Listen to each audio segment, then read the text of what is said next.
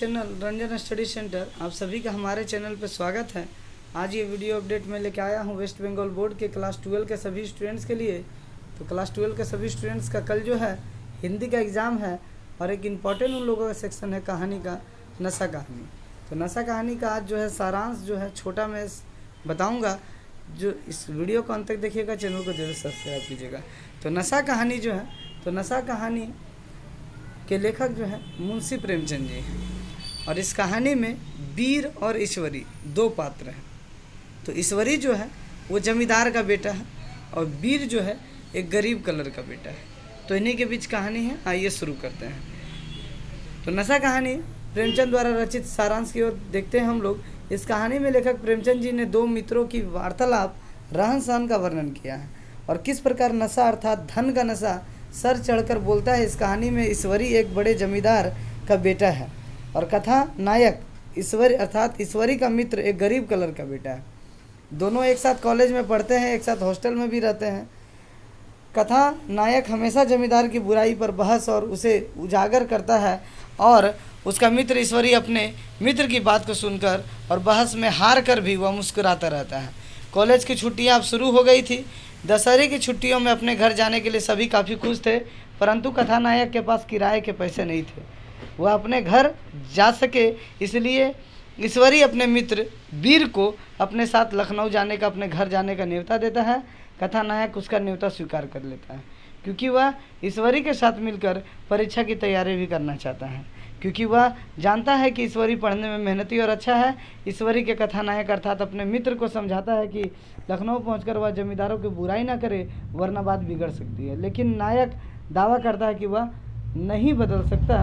नायक पहली बार second class में सफ़र कर रहा था, वहीं से उसके व्यवहार में परिवर्तन आना शुरू हो गया। अब गाड़ी मुरादाबाद पहुंची, जहां ईश्वरी के स्वागत के लिए उसके नौकर चाकर ईश्वरी का इंतजार कर रहे थे।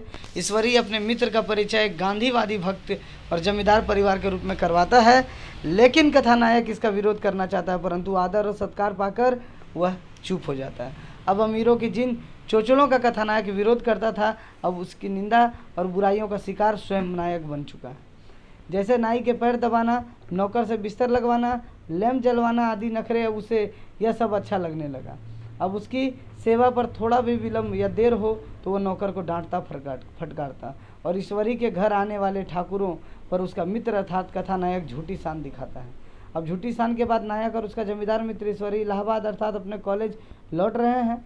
तीसरे क्लास में सफ़र करना अब कथानायक को अच्छा नहीं लग रहा था। अभी तीसरी क्लास के डिब्बे में कोलकाता जाने वाले एक यात्री की गठरी कथानायक के मुंह में जा लगती है और कथानायक यानी कि वीर क्रोधित होकर उसे एक तमाचा जड़ देता है। उसकी इस आचरण से यात्री विरोध करते हैं और ईश्वरी भी उसे डांट फटकार लगाता है। अर्थात इस